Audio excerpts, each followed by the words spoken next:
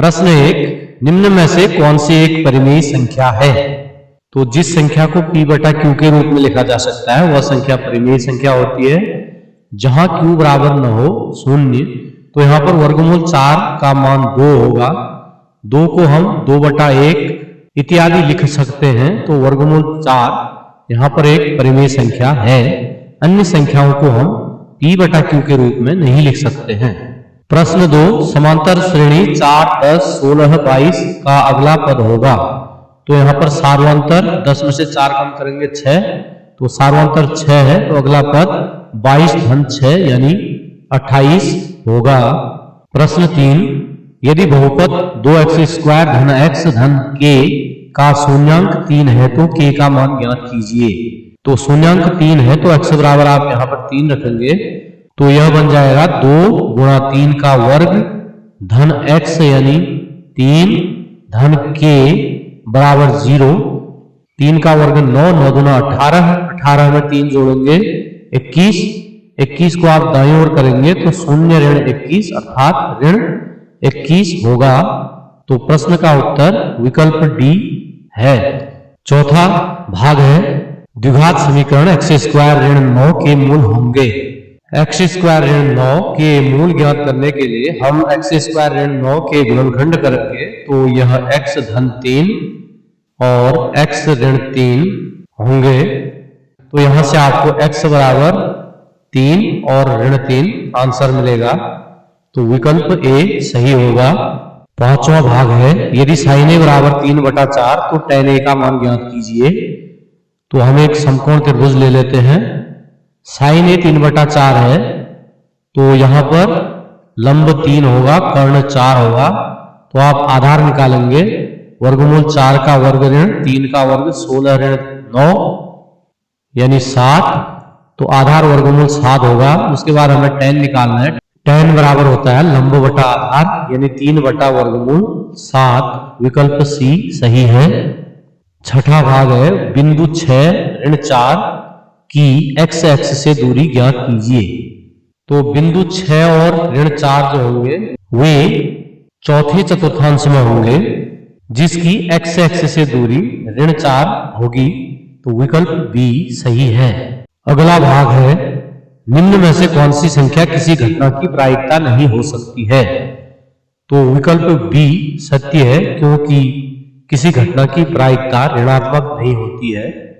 अगला भाग है एक बिंदु Q से एक वृत्त पर स्पर्श रेखा की लंबाई 24 सेमी और Q की केंद्र से दूरी 25 सेमी है, तो वृत्त की त्रिज्या होगी। तो हम इसे ऐसे समझ लेते हैं, Q बिंदु से वृत्त के स्पर्श रेखा की लंबाई है 24 और Q से केंद्र की दूरी है 25। हम जानते हैं कि वृत्त की स्पर्श रेखा स्पर्श बिंदु पर त्रिज्या पर लंब होती है, तो यह कोण 90 है। तो इस प्रकार से यह त्रिभुज एक समकोण त्रिभुज होगा जिसका कर्ण 25 है। तो वृत्त की त्रिज्या जो है वह आ जाएगी वर्गमूल 25 का वर्ग ऋण 24 का वर्ग यानी 625 ऋण 576। 625 में 576 घटाएंगे तो आएगा 49। 49 का वर्गमूल हम निकालेंगे तो वहां आएगा 7, यानी विकल्प ए सही है। प्रश्न 2, संख्या 200 को 2 की घात n और 5 की घात m के रूप में लिखिए। तो यदि हम 200 के गुणनखंड करें तो वह आएगा 2 गुणा 2 गुणा 2 गुणा 5 गुणा 5, यानी 2 इसमें 3 बार है तो 2 की घात 3, 5 2 बार है तो 5 की घात 2। तो 200 को हम 2 की घात 3 गुणा 5 की घात 2 लिख सकते हैं, यही क्वेश्चन का आंसर होगा। चौथा प्रश्न है एक आयताकार बाग का अर्ध परिमाप 36 मीटर है। यदि इस बाग की लंबाई इसकी चौड़ाई से 4 मीटर अधिक है तो बाग की विमाएं ज्ञात कीजिए। आपको दिया है लंबाई चौड़ाई से 4 अधिक है, तो चौड़ाई को आप मान लेंगे x, लंबाई आ जाएगी x धन 4, तो आयत का परिमाप आ जाएगा लंबाई धन चौड़ाई यानी x धन 4 धन चौड़ाई x बराबर है 36। तो यहां से आप इसे हल करेंगे तो x बराबर आ जाएगा 36 ऋण 4 32 बटा 2 यानी 16।